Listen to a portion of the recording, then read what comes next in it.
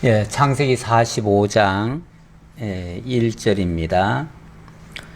요셉이 시종하는 자들 앞에서 그 정을 억제하지 못하여 소리질러 모든 사람을 자기에게서 물러가라 하고 그 형제들에게 자기를 알리니 그때 그와 함께한 다른 사람이 없었더라. 요셉이 큰 소리로 우니 애굽 사람에게 들리며 바로의 궁중에 들리더라. 요셉이 그 형들에게 이르되 나는 요셉이라. 내 아버지께서 아직 살아계시니까. 형들이 그 앞에서 놀라서 대답하지 못하더라. 요셉이 형들에게 이르되 내게로 가까이 오소서. 그들이 가까이 가니 이르되 나는 당신들의 아우 요셉이니 당신들이 애굽의 판자라. 당신들이 나를 이곳에 팔았다고 해서 근심하지 마소서. 한탄하지 마소서. 하나님이 생명을 구원하시려고 나를 당신들보다 먼저 보내셨나이다. 아멘. 제가 성경을 읽을 적마다 꼭 이 장면에 와서는 저도 울컥울컥합니다. 어떨 때는 정말 그날은 일부러 눈물을 그냥 흐르도록 내버려 두기도 합니다. 정말 이런 일도 가능할까 싶을 정도로 이렇게까지 용서하고 이렇게까지 과거에 대해서 그 책임을 묻지 않고 질책하지 아니하고 오히려 위로하는 이런 장면, 너무 귀한 말씀이기도 하고 정말 우리는 그렇게 하지 못하는데 라는 그런 생각도 들기도 하고, 그래서 이런 말씀을 보면서 진정으로 용서란 것이 무엇인지, 사랑이라고 하는 것이 무엇인지 다시 한번 생각해 볼 수 있는 그러한 시간이 되기도 합니다. 지난날에 대한 과거에 대한 해석, 일종의 지난날 역사에 대한 해석이기도 하고요. 그런 관점이라고도 할 수 있는데 이런 것에 대한 올바른 정립이 필요한 때이기도 합니다. 흉년이, 극심한 흉년이 계속되고 있습니다. 너무 극심하다 보니까 가나안 땅에 있던 야곱의 10아들이 곡식을 구하려고 애굽에 내려갔다가 정탐꾼으로 몰려가지고 고초를 당했지요. 그들은 그 애굽의 총리는 누명을 벗으려면 베냐민을 데려와야 된다라고 해서 그 형제들이 베냐민을 데려가기 위해서 야곱을 설득을 했는데 1차적으로는 실패했습니다. 절대로 베냐민은 내어줄 수 없다. 그런데 이 흉년이 점점 더 세집니다. 강도가 세지고 그냥 그대로 있다가는 결국은 전 가족이 다 몰살을 당할 판입니다. 다 아사가 될 판입니다. 그렇게 되니까 야곱이 내가 베냐민을 잃으면 잃으리로다 하면서 내어놓지요. 그래서 베냐민을 데려갔는데 이번에는 그 베냐민이 또 올무에 걸렸습니다. 베냐민의 자루에 은잔이 들어가서 그것 때문에 베냐민이 체포가 되고 영락없이 이제 애굽에 갇혀서 종살이를 하게 됐습니다. 일이 이 지경까지 되니까 다른 형제들도 이제 통탄을 하고 어찌 보면 회개도 하고, 사람들이 평소에는 회개를 잘 못하지만은 어려운 일을 계속 당하다 보면 정말로 우리가 뭘 잘못했는가, 그때는 정말 우리 자신을 되돌아보기도 하지요. 되돌아보다가 잘못된 부분이 있으면 그 부분에 대해서 진심으로 뉘우치는 그런 일을 하게 됩니다. 이 형제들도 그래서 지난날에 자기들의 잘못들이 다 드러났지요. 다 이제 떠올라졌죠. 떠올라져서 이래서 우리가 당하는구나 하면서 정말 뉘우치고 또 회개하는 마음을 가졌지요. 그러다가 그런다고 해결이 되는 건 아니에요. 누군가는 값을 치러야 돼요. 값을 치러야 되는데 그때 나선 사람이 바로 유다였습니다. 유다가 제가 대신 이 모든 죄값을 다 달게 받겠습니다. 제가 종이 되라면 되고 제가 죽으라면 죽겠습니다. 그러니 제발 베냐민만은 살려주십시오. 베냐민만은 올려보내주십시오. 만약에 베냐민을 데려가지 못하면은 베냐민과 아버지의 생명이 서로 연결되어 있어서 만약에 베냐민을 데려가지 못하면 아버지가 죽을 판입니다. 그러니 그 죄값은 내가 다 받을 테니 베냐민은 살려주십시오 하고서 유다가 어찌 보면 자기가 대신 그 죄값을 받겠다. 일종의 그런 걸 이제 대속이라고 그러죠. 예. 대속의 짐을 자기가 지겠다는 거예요. 그 얘기를 듣는데 물론 요셉이 그동안은 정말 자기 감정을 숨기고 좀 매정하듯이 좀 냉정하게 그들을 시험하기도 하고 그렇게 몰아치기도 했는데 이렇게까지 나오는 걸 보면서 정말 속에서 북받쳐 오르는 그 감정을 억누를 길이 없었지요. 그래서 이 요셉이 펑펑 울기 시작합니다. 더 이상 억제할 수가 없어요. 뭐 울음이라고 하는 것도 이게 스스로 이게 감정 컨트롤이 제대로 되지 않습니다. 경우에 따라서는 너무나 격정적일 때는요. 그냥 울음이 터져 나와요. 그렇게 냉정하던 요셉이 45장 1절에 보니까 요셉이 시종하는 자들 앞에서 그 정을 억제하지 못하여 소리질러 모든 사람을 자기에게서 물러가라 하고 막 갑자기 소리를 막 지르면서 다 물러가라 그러는 거예요. 그러니까 자기 시종들을 다 물리치는 거예요. 일단 물리쳐놓고 그리고 이제 형제들만 남았을 거 아니에요. 형제들만 남았는데 그 형제들에게 자기를 알리니 그때 그와 함께한 다른 사람이 없었더라. 다른 사람은 다 물러갔어요. 다 물러갔고 다 물러가라 그랬으니까 갑자기 막 벼락을 치듯이 막 빨리 물러가라고 막 호통을 치니까 다 물러갔지요. 그래 놓고 형제들 앞에서는 펑펑 울기 시작하는 거예요. 요셉이 큰 소리로 우니 애굽 사람에게 들리며 바로의 궁중에 들리더라. 얼마나 큰 소리로 울었는지. 그 소리가 본인은 억제를 하고 본인은 감정 컨트롤을 해보려고 발버둥을 쳤는데 이 울음이 저 바깥에까지 안 나갈 수가 없는 거죠. 그래서 갑자기 막 총리가 펑펑 우니까 이게 무슨 일인가 싶어가지고 다들 귀를 기울이고 이제 듣겠지요. 듣는데 이 총리의 입에서 그러는 거예요. 요셉이 그 형들에게 이르되 나는 요셉이라. 내 아버지께서 아직 살아계시니까.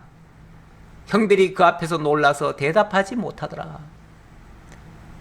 너무너무 놀랄 일이죠. 이거는 뭐 아무도 생각 못할 일이죠. 누가 이런 꿈엔들 생각을 하겠어요. 생각을 못하던 이 일을 눈앞에서 당하고 나니까 그 형들이 이게 뭔가 싶기도 하겠지요. 정말 이게 실제로 있는 사건이 아니라 지금 우리가 꿈을 꾸고 있나 싶을 정도겠지요. 너무 놀라서 한마디도 대답도 못했대요. 대답도 못했대요. 물론 뭐 너무 놀라기도 하고요. 두렵기도 하고요. 무슨 말을 할 수 있겠어요. 완전히 다 얼어붙어 버렸지요. 이 정도 되면요. 이제 우리는 다 죽었다 생각할 거예요. 다 죽었다. 다 죽었다. 그 무슨 뭐 더 이상 무슨 변명이 필요하며 무슨 대답을 할 수 있겠어요. 무슨 대답을 하더라도 다 죄가 되는 거죠. 이미 뭐 죄는 백일하에 다 드러나 버린 거죠. 다 드러났으니 꼼짝없이 저놈들은 다 범인들이다. 나를 팔려다가 나를 죽이려다가 팔아버린 나쁜 놈들이다. 아마 한마디만 하면 바로 그냥 다 죽을 거예요. 이제 죽을 판이에요. 그러니 벌벌 떨리기나 하고 말은 못하는 거예요. 그랬을 때에 요셉의 표현입니다. 요셉이 형들에게 이르되 내게로 가까이 오소서. 그들이 가까이 가니 이르되 나는 당신들의 아우 요셉이니 당신들이 애굽의 판자라. 당신들이 팔아버린 그 요셉이 바로 접니다. 일단 그들의 잘못을 지적을 했지요. 지적을 한 거예요. 지적을 했는데 이렇게만 말하면은 이제 우리는 죽었구나라고 생각할 텐데 그 다음 말 5절입니다. 당신들이 나를 이곳에 팔았다고 해서 근심하지 마소서. 한탄하지 마소서. 하나님이 생명을 구원하시려고 나를 당신들보다 먼저 보내셨나이다. 근심하지도 말고 한탄하지도 마세요. 우리가 죄를 뉘우치면서 한탄을 하는 경우가 있죠. 자신에 대해서 정말 심하게는 자책을 하면서 이 죄값을 갚기 위해서는 내가 죽어야 된다라고 생각할 수도 있지요. 그런데 더 이상 근심도 하지 말고 한탄도 하지 말라네요. 이 말은 내가 그 모든 것에 대해서 다 용서했고 무엇보다 내가 용서했기 때문이 아니라 무엇보다 하나님이 우리 모두를 다 구원하시려고 먼저 나를 이곳에 보내신 일입니다. 라고 해석을 해주는 거죠. 용서뿐이 아니라 이 모든 역사가 하나님의 섭리였음을 알려주는 그런 내용이죠. 사실 이런 얘기 지금 두려워 벌벌 떨고 있는 자들에게 엄청나게 큰 위로가 되는 거죠. 오히려 용서뿐 아니라 위로까지 해주는 내용. 용서라고 하는 것은 그 죄값에 대해서 더 이상 묻지 않겠다는 뜻이고, 위로한다고 하는 것은 그것에 대한 새로운 재해석을 해주는 거죠. 어떤 사건이 있는데 과거에 어떤 안 좋은 일이 있었는데 그것을 잘못했다고 계속 질책을 하면 그건 용서한 게 아니죠. 용서한 게 아니고 그 죄값을 묻겠다고 지금 따져대는 거죠. 그러는데 그 과거에 대해서 더 이상 묻지 않겠다 뿐만 아니라 그 과거는 사실은 하나님께서 우리 모두를 다 구원하시기 위해서 행하신 하나님의 일이었다. 하나님의 역사였다.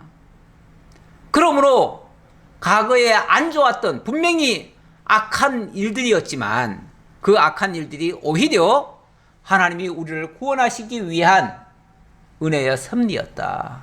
라고 역사에 대한 재해석을 해주는 거죠. 그렇게 해주면은 어찌 보면 그 죄책감에서 좀 놓일 수가 있는 거죠. 네, 놓일 수가 있는 거예요. 그러니까 그게 바로 위로입니다. 그 형들을 오히려 위로하는 거예요. 지금 두려워 벌벌 떨고 죽었다라고 생각하고 있는데 그것을 해석을 달리 해주어서 그 죄책감에서부터 놓아주는 거죠. 놓아주고 그래서 더 이상 그 과거의 죄값을 묻지 않겠다라고 하는 이런 분명한 의지를 보여준 겁니다. 우리가 사실 과거를 다 들춰내면요, 우리들 중에서 한 사람도 의롭다라고 인정받고 하나님 앞에 바로 설 자가 사실은 없습니다. 우리 과거 한번 까발려 볼까라고 하면은 모든 사람이 다 죄인으로밖에 안 드러납니다. 죄인으로밖에 드러날 수 없습니다. 그래서 우리는 과거를 만약에 하나님 물으시면 우리는 죄인으로소이다 라고 밖에 할 게 없어요. 할 게 없는데 계속 만약에 그 죄값만 물으신다면은 우리는 고개를 한 번도 쳐들 수가 없죠. 하나님 앞에 나올 수도 없죠. 원래 죄인은요, 죄인 그 상태로는 하나님 앞에 나올 수가 없습니다. 원칙은. 그렇죠? 예. 하나님은 거룩하시고 의로우신 분이기 때문에 죄인 그 상태로는 하나님 앞에 설 수가 없어요. 그래서 하나님은 당신 앞에 죄인들을 불러들이기 위해서 먼저 회개하게 하시고, 그리고 죄를 용서해 주시고, 그리고 의롭다 해 주시고, 그 의인된 자들을 하나님 앞으로 인도해서 더 이상 과거에 대해서는 묻지 아니하시고 하나님의 은혜 속에 하나님의 의를 행하며 살아갈 수 있도록, 이제 과거 신분은 바뀐 거죠. 그래서 이제 새로운 피조물로 만들어서 그리스도 예수 안에서 새로운 피조물로서, 새로운 피조물은 바로 의롭게 된 피조물입니다. 그렇게 의롭게 만들어서 하나님을 섬기도록, 의를 행하며 살아갈 수 있도록, 그 은혜에 감사하며 살아갈 수 있도록 이렇게 하시는 거죠. 그래서 더 이상 과거에 함몰되지 않도록 이제 미래를 향해서 살아갈 수 있도록 이렇게 하는 거죠. 이게 어찌 보면 우리 믿는 자들의 특권이고 하나님이 주신 은혜이고, 거기에 정말 우리는 감사밖에 나올 게 없어요. 그렇게 되어지면. 그래서 성도의 삶은 이제 감사와 기쁨과 은혜 속에 이렇게 하나님 찬양하며 살고, 뿐만 아니라 내가 그렇게 용서받았으니, 내가 그렇게 탕감받았으니 나에게 저지른 다른 사람의 죄까지도 용서할 수 있는 힘이 나오고요. 그게 우리로 하여금 사랑하며 살아갈 수 있도록 이렇게 만들어주시는 거죠. 그게 성도의 삶에서 나타나면 그게 정말 능력이죠. 성도의 능력이 다른 거 아니잖아요. 사랑할 수 있는 거예요. 사랑할 수 있는 건데, 내가 사랑받았기에, 하나님의 은혜를 받았기에 그 사랑이 가능한 것이고, 예수를 믿으면서도 여전히 과거에 매여서 정말 한탄만 하거나 원한처럼 느끼거나 고통에 찌들려 있거나, 그래서 늘 자책하거나 계속 괴로워하거나 이렇게 한다면은 아직 본인이 용서받았다는 사실을 기억을 못하든지 깨닫지 못하든지, 또 하나님 앞에 감사의 삶을 살지 못하는 모습일 수도 있어요. 그러니까 만약에 그런 모습이 우리에게 있다면, 쉽게 말하면 현재 하나님의 은혜에 감사하지 못하고 기쁨으로 신앙생활을 하지 못한다면 지금이라도 또 회개해야 될 부분이에요. 그 부분은. 예. 왜냐하면 아직 회개를 못했다는 얘기가 되니까, 결과적으로. 그러니까 회개를 하고, 그리고 하나님 앞에 바로 서고, 또 이제부터는 모든 것을 바꿔서 지난날의 그 과거에 잘못된 것까지도 이제는 하나님 안에서 용서받았음을 기억하고, 정말 오히려 우리도 남을 용서해 줄 수 있는 그런 여유로 바뀌어져 가야 되는 거죠. 이건 개인적인 이야기였고요. 사실 우리가 국가나 또 어떤 사회생활에서도 이런 것은 적용이 될 수 있습니다. 우리가 국가적으로 보면 일본과 우리가 늘 어찌 보면은 아직까지도 서로 원한 같은 게 좀 남아 있잖아요. 그래서 서로를 용서하지 못하고 걸핏하면은 과거를 또 끄집어내 가지고 서로를 그렇게 비방할 수 있어요. 그런데 사실 그렇게 계속 가는 것도 좋지 않지요. 빨리 문제가 해결되긴 해결돼야 되는데, 한쪽에서는 다 과거 얘기인데 뭐하러 자꾸 끄집어내느냐라고 하는 사람들도 있고, 또 한쪽에서는 과거지만은 도무지 이게 청산이 안 돼서 청산을 안 하니까 오히려 과거에 그렇게 했으면서도 더 뻔뻔하게 나가니까 뉘우치는 것도 하나도 없고, 그러니까 이게 계속 남아있다. 또 이렇게 하는 경우도 있어요. 예, 어느 게 맞는 건가. 근데 용서라고 해서 무조건 용서하는 거는 사실은 아니죠. 무조건 용서하는 건 아니고, 일단은 죄에 대해서는 명확히 밝혀야 됩니다. 과거에 대해서. 과거 다 지나갔으니까 무조건 묻어두자가 아니라, 과거의 잘못도 사실은 다 들춰내줘야 돼요. 들춰내줘야 그것이 잘못인 줄은 알잖아요. 그렇죠? 잘못인 줄을 알아야 되고, 그래야 다시는 그 짓을 안 할 테고요. 그리고 거기에 연관된 있는 사람은 최소한 그 잘못을 깨닫고 뉘우침은 있어야죠. 뉘우침이 있을 때 그때 용서가 돼야 되고요. 그렇게 용서했으면은 그 다음부터는 다시는 언급하지 말아야죠. 용서된 것까지도 또 얘기하고 또 얘기하는 건 옳지 않죠. 그래서 먼저는 무조건 다 묻어둘 건 아니고요. 묻어두면은 계속 떠나와요. 그러니까 묻어두지 말고 오히려 죄는 다 드러내야 됩니다. 드러내고 그 다음에 그거에 대해서 당사자들은 이미 다 끝났을 테니까 그 후손들이라도 그 정말 미안함이라든지 잘못된 거를 좀 개선할 수 있는 방법이 있다면 개선해 줘야지요. 보상할 게 있으면 보상도 좀 해줘야 되고, 원칙은. 그리고 난 다음에는 다시는 그 부분에 대해서는 얘기를 안 하는 것이 좋겠죠. 근데 그게 안 돼요. 그게 안 되고 서로 간에 과거를 인정을 안 하려고 해요. 인정을 안 하려고 하니까 결국은 용서도 안 되는 거예요. 원래 인정 안 하는 자에게는 용서도 없는 겁니다, 원칙은. 지금 요셉이 이 형제들을 어찌 보면 과거의 죄를 들춰내려고 몇 번 테스트를 했잖아요. 몇 번 시험을 했잖아요. 그 시험을 하고 나니까 그들이 죄를 깨닫고 뉘우치고 반성하고 고백하는 이런 일들이 있었던 거예요. 그게 필요한 거예요. 그 절차가. 그래서 그게 불필요한 게 아니고 너무하지 않느냐라고 할 게 아니고 죄를 들춰내는 작업이었어요. 죄를 들춰내야 그들이 뉘우칠 것이고 뉘우쳐야 용서를 해줄 수 있는 거죠. 그리고 용서해주면은 그 다음부터는 다시는 언급하지 않는 거예요. 근데 이렇게 요셉이 용서해줬는데요. 나중에 형제들이 그 아버지가 돌아가시고 나니까 전에는 아버지가 있어서 우리를 보복하지 않았지만 아버지 돌아가시고 나면 아마도 우리들 다 죽일 거다 라고 두려워해가지고 그때 또 벌벌 떱니다. 그랬을 때 요셉이 뭐라고 그럽니까? 내가 하나님을 대신하겠습니까? 하나님이 이미 다 용서하셨고 하나님이 이것을 악을 선으로 바꿔가지고 하나님이 다 하신 일을 내가 왜 다시 꺼내가지고 또 당신들을 해야겠습니까? 절대 그럴 일 없고 오히려 제가 여러분들의 가족들까지 그 자녀들까지 제가 다 책임지고 다 돌봐드리겠습니다. 이렇게 하죠.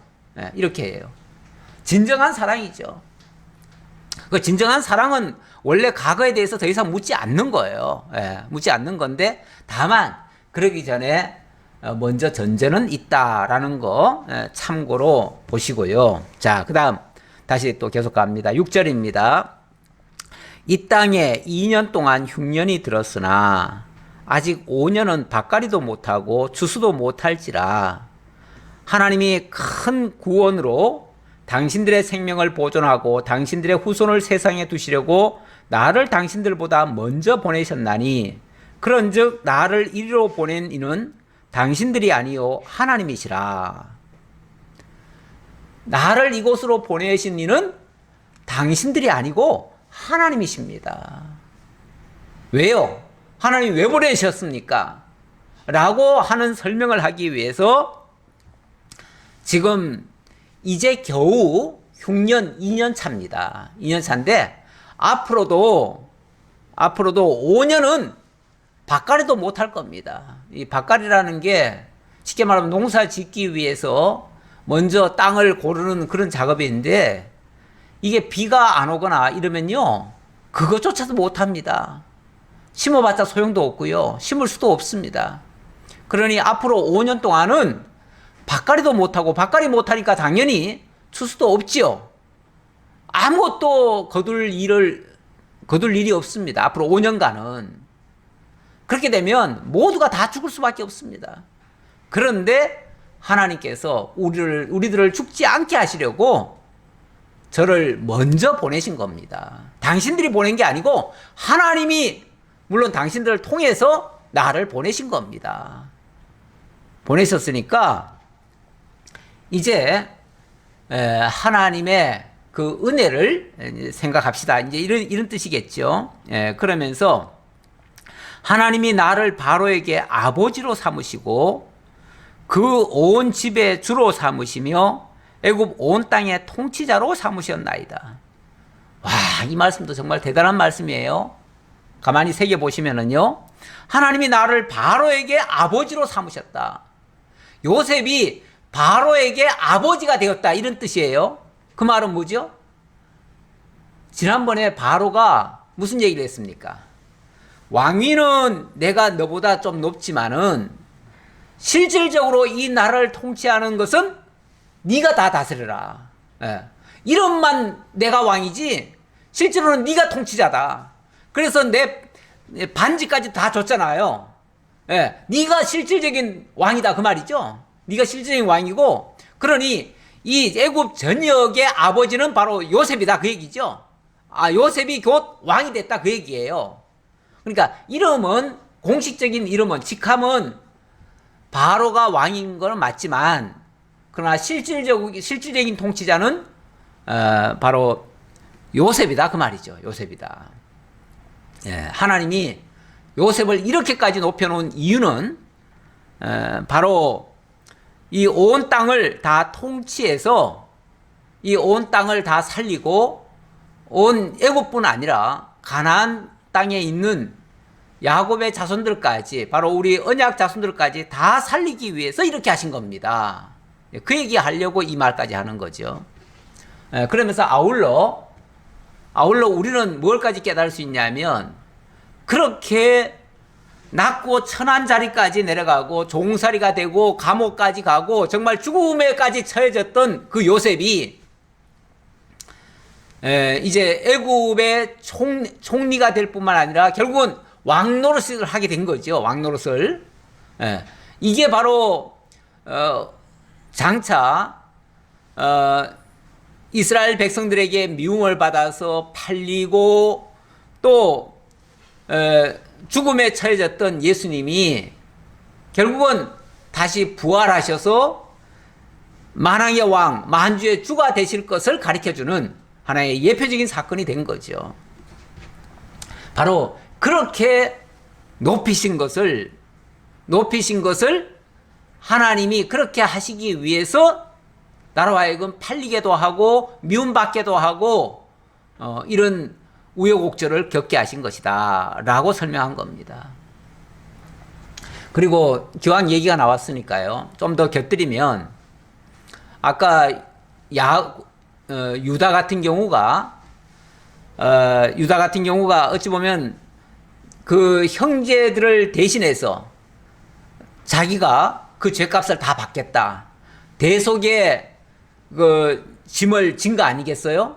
졌을 때에 그때 요셉도 용서해 주었고요. 뿐만 아니라 다른 형제들도 결국은 그 요셉 앞에 무릎을 꿇은 겁니다. 다. 그렇게 대속한 자가 죽어지는 자가 아니라 그 대속한 자가 형제들의 으뜸이 되어지는 거죠. 나중에 보면은 야곱이 죽기 전에 유언을 하잖아요.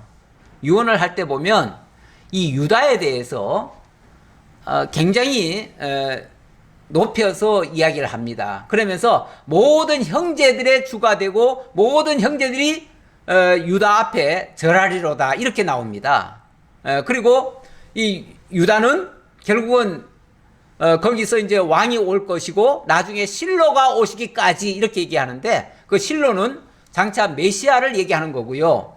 결국은 메시아가 올 때까지 그 왕위가 지속이 될 것이고 결국은 유다의 자손 가운데서 왕이 올 것이고 모든 형제들은 그 앞에 무릎 꿇을 것이다, 이렇게 얘기를 했는데, 그 대속을 통해서 형제들의 주가 되는 거죠. 형제들의 주가 되는데, 바로 우리 주 예수 그리스도께서 대속의 사역을 통해서 모든 언약 자손들의 왕이 되실 것, 그것을 가르쳐주는, 그것도 역시 예표적인 사건이 되어서 제가 겸해서 같이 말씀을 드렸습니다.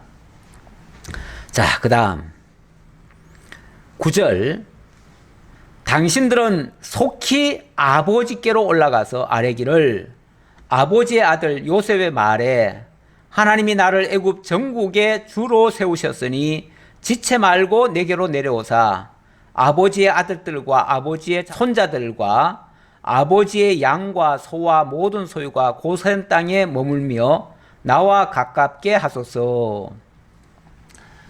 지금 빨리 올라가서 아버지에게 이 사실을 자세히 알리고, 그리고 빨리 내려오게 하세요. 내려오거들랑 고센 땅에서 사시기 바랍니다. 이런 식으로 얘기를 하는 거예요. 이 고센 땅이라고 하는 것은 가나안 땅에서 봤을 때는 제일 가까운 지역이에요. 거기에는 또 이 목축을 하기에 좋은 그런 초원도 있는 곳이고요.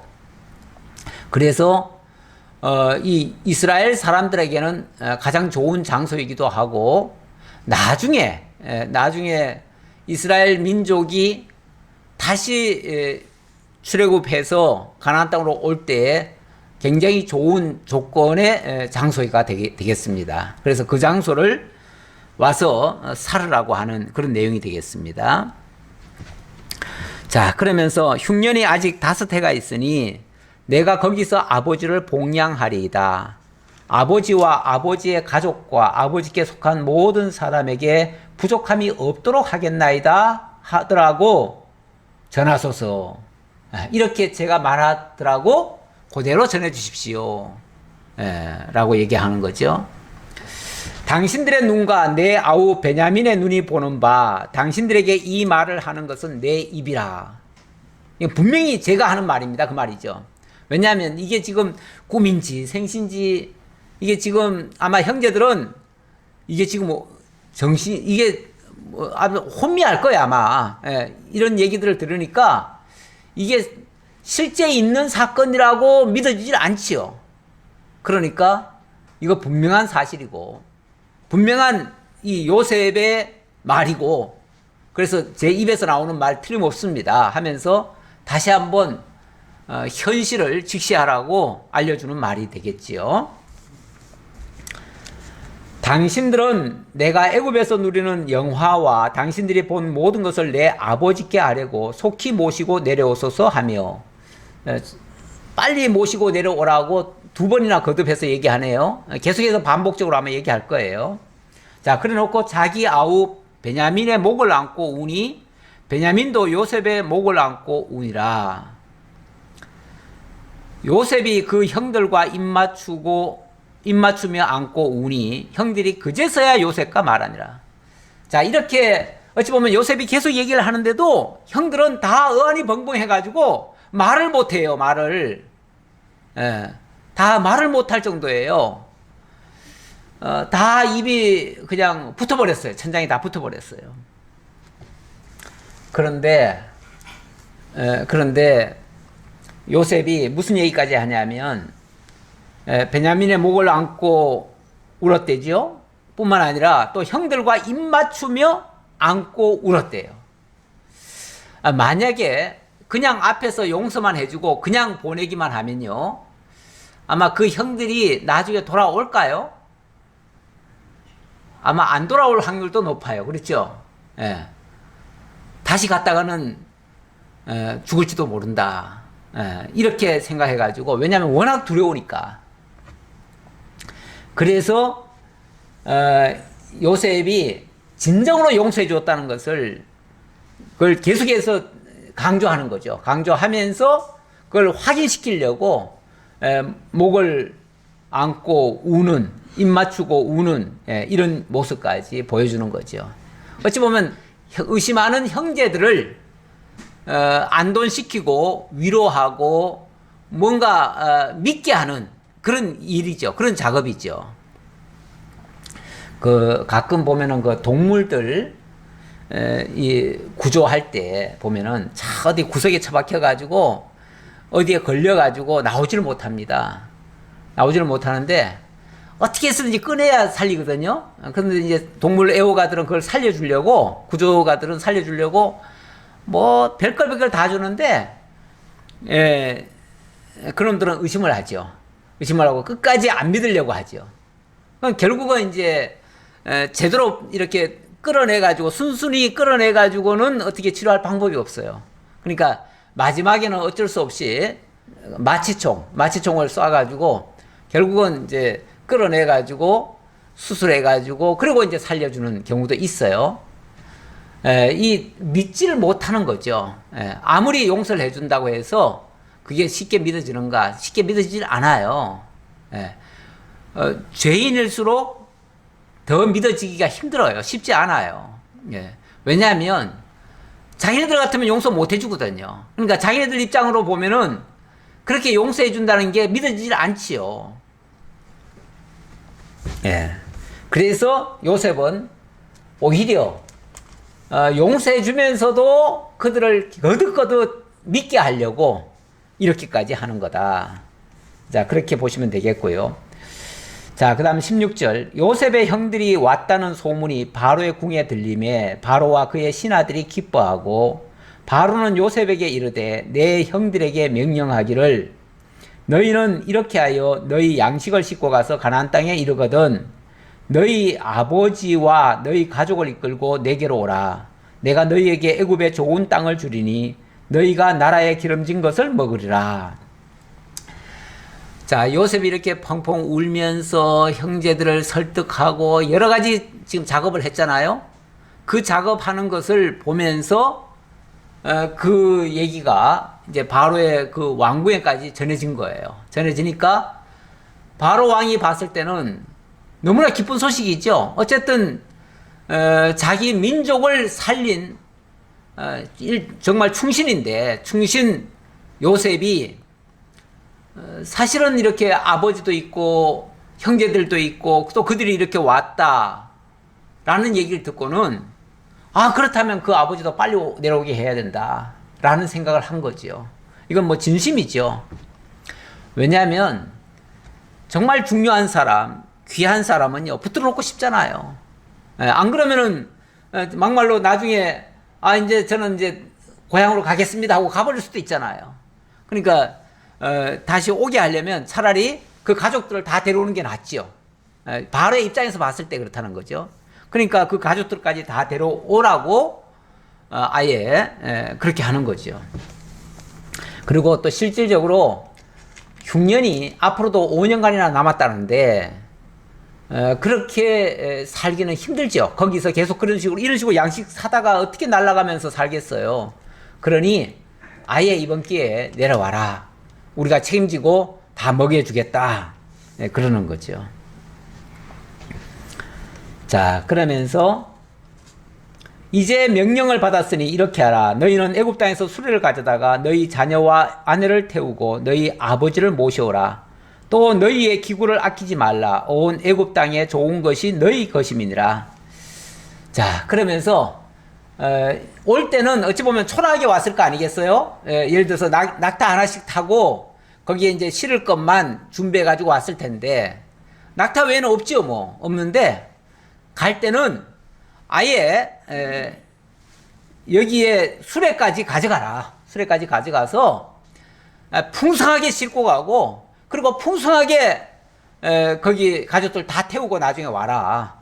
그러면서 왕이 직접 수레를 하사하는 거죠. 너의 기구를 아끼지 말라 하는 거 보면 가장 좋은 거 다 주겠다 그런 뜻이겠죠. 이스라엘의 아들들이 그대로 할세 요셉이 바로의 명령대로 그들에게 수레를 주고 길 양식을 주며 또 그들에게 다 각기 옷 한 벌씩을 주되 베냐민에게는 은 300과 옷 5벌을 주고, 베냐민은 아무래도 더 특별하게 생각하는 거죠. 아마 요셉이 봤을 때는 그동안 베냐민에게 상대적으로 베냐민이 힘들었을 거다. 또는 내가 해야 될 도를 못했었다라고 생각하니까 더 애착이 가서 아마 이렇게 한 것 같습니다. 그가 또 이와 같이 그 아버지에게 보내되 순하기 10필에 애굽의 아름다운 물품을 실리고 암나기 10필에는 아버지에게 길에서 드릴 양식과 떡과 곡식을 실리고 아주 풍성하게 실립니다. 실리는데 순하기 10필에는 아주 애굽에서 나는 진기명기 아주 좋은 것들을 다 실어 보냈다는 거죠. 뿐만 아니라 암나기 10필에는 또 먹거리 충분히 가서도 먹고 또 올 때도 먹고 이래저래 풍족하도록 이렇게 했다는 거죠. 아니 사실 뭐 곧 돌아오라고 하면서 이렇게 많이 줄 거 있나요? 어떻게 생각하면 아니 금방 돌아오게 하려면은 일부러 조금만 줘가지고 요거 떨어지기 전에 빨리 와라 그럴 수도 있는데 왜 이렇게 풍성하게 줄까? 라는 생각을 제가 좀 해봤는데 사실 꼭 먹거리만 필요하다면요 오늘날 우리들도 그것만 먹고 이제 천국 다 갈 거면은 그렇게 많은 양식 필요할까요? 많은 재물 필요할까요? 하나님이 너 빨리 우리 집에 오려면은 요것만 먹고 떨어져라 그럴 수도 있을 것 같아요. 그러면은 많이 줘야 될 것 같아요? 조금 줘야 될 것 같아요? 그럼 조금 줘야지요. 조금 줘야 빨리 갈 거 아니에요. 그렇죠? 빨리 가겠죠. 근데 우리 하나님이 주신 거 보면 우리가 일평생 먹을 만큼 충분히 주시잖아요. 그렇죠? 옛날에는 참 어렵기도 했어요. 그런데 지금으로 보면 참 후하게 주시는 거예요.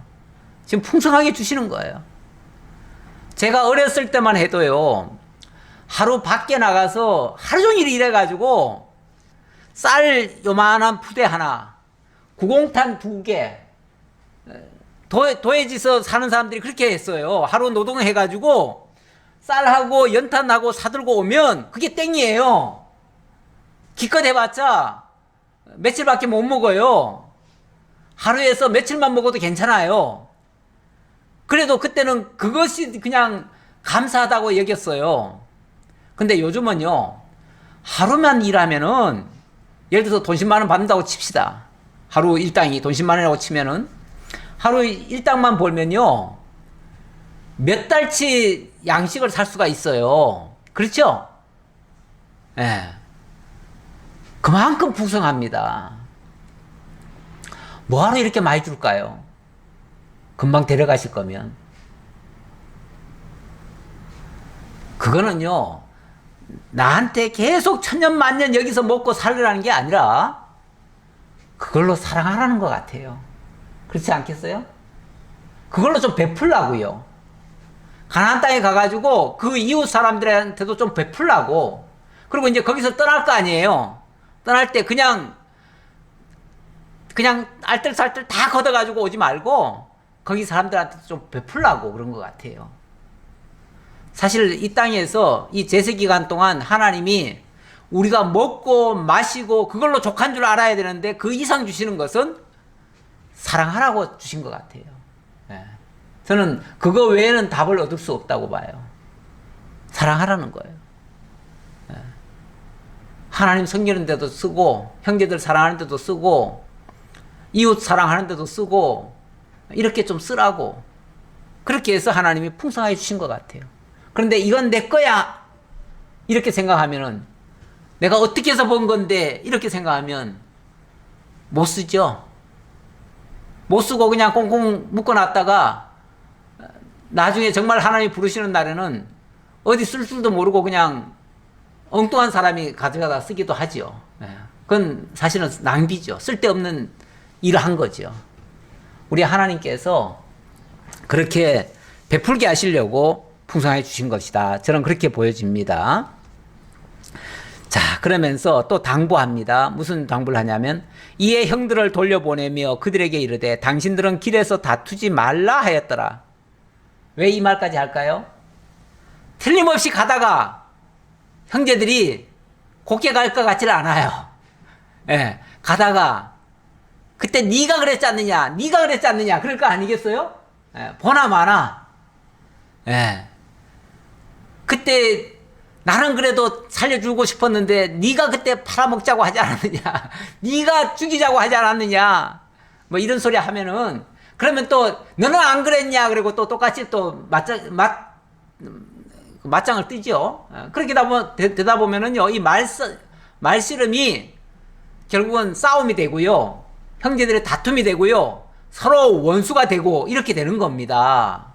뭐 원수가 뭐 처음부터 원수가 아니에요. 사소한 말싸움에서부터 다 원수가 되는 거예요. 그러면 다 끝장나는 거예요. 또 아니, 요셉은, 정작 그렇게 당한 요셉은 뭐 합니까? 두 번 다시 그 얘기 안 하려고 하는데, 두 번 다시 과거를 질책하거나 그렇게 하지 않고 오히려 위로하고 있는데, 정작 가해자들은 그거 가지고 서로 시비하고 그거 가지고 서로 잘했니 잘못했니, 네가 잘했니 네가 못했니 이러고 있어요.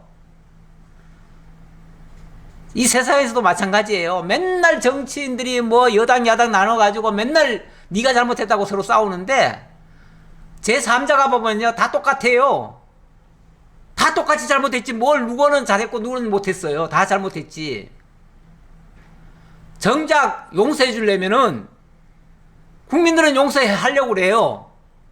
제발 너희들끼리 더 이상 싸우지 말고, 너희들 다 원죄가 있으니 이제는 국민들만 바라보고 국민들만 위하고 살아. 나머지는 차라리 잘못했다고 하면 내가 잘못했다고 생각하고, 각자 자기 탓이라고 하고, 이제는 그거 갚으려면 우리가 이제부터는 뼈가 부서지는 안 있어도 국민들만 위해서 희생하겠다 이러고 살아라고요. 좀 그래야 될 거 아니겠어요?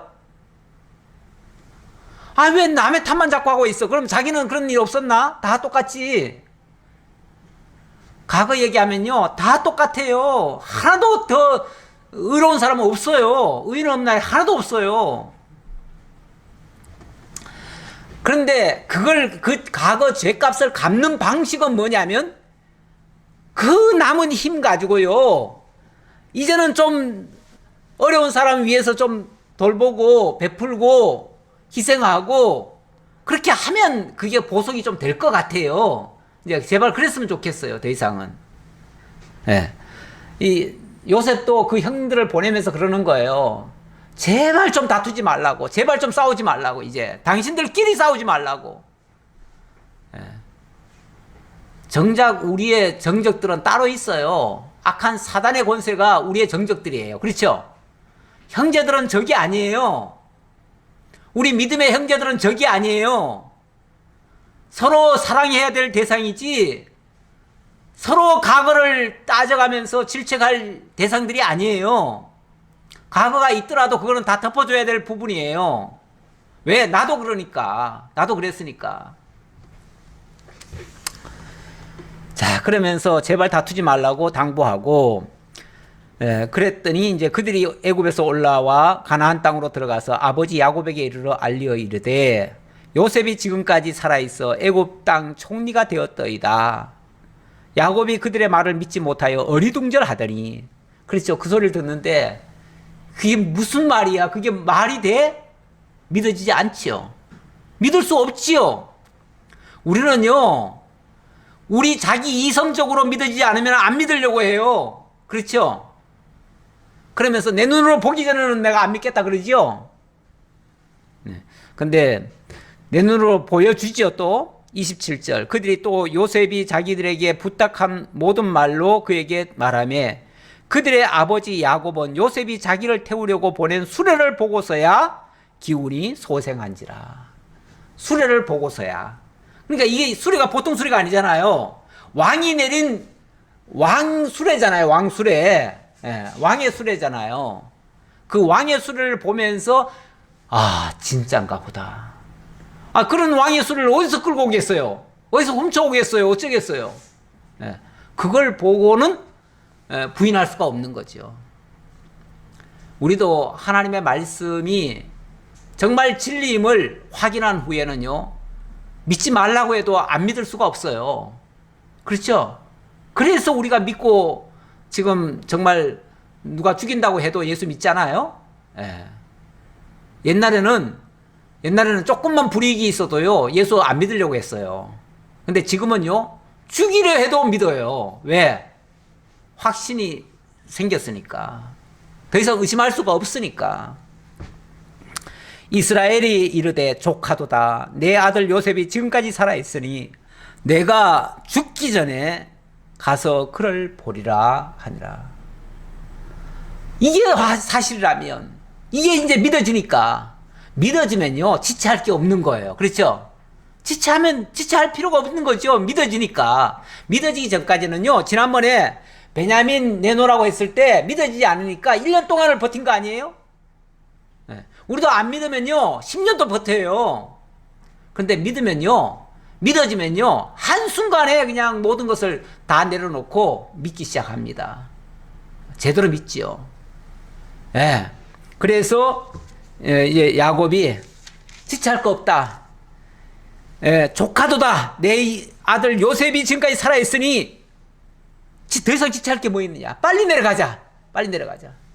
아마 밥 먹고 빨리 가자 그랬을 거예요. 그런데 아마 형제들이 그래도 며칠은 기다려야죠.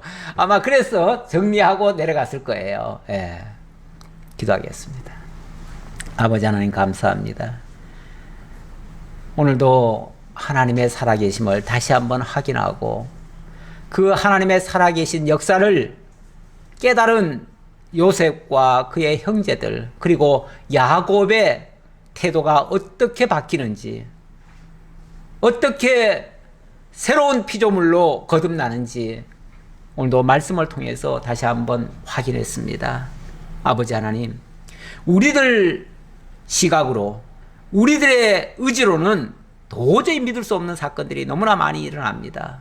그러나 하나님이 하시는 일은 의심할 수가 없습니다. 너무나 분명하기에 정말 생명을 걸고라도 주님을 믿고 따를 수밖에 없습니다. 이 확신을 진리의 말씀으로 들려주시고 깨닫게 하시고 믿어지게 하시니 감사할 따름입니다. 그 믿음 가지고 이 거친 세상, 악한 세상이 우리를 속이고 때때로 우리를 실망시키더라도 그런 거 바라보지 아니하고 하나님의 말씀 바라보며 모든 것을 이겨갈 수 있는 저희 모두가 되게 하옵소서.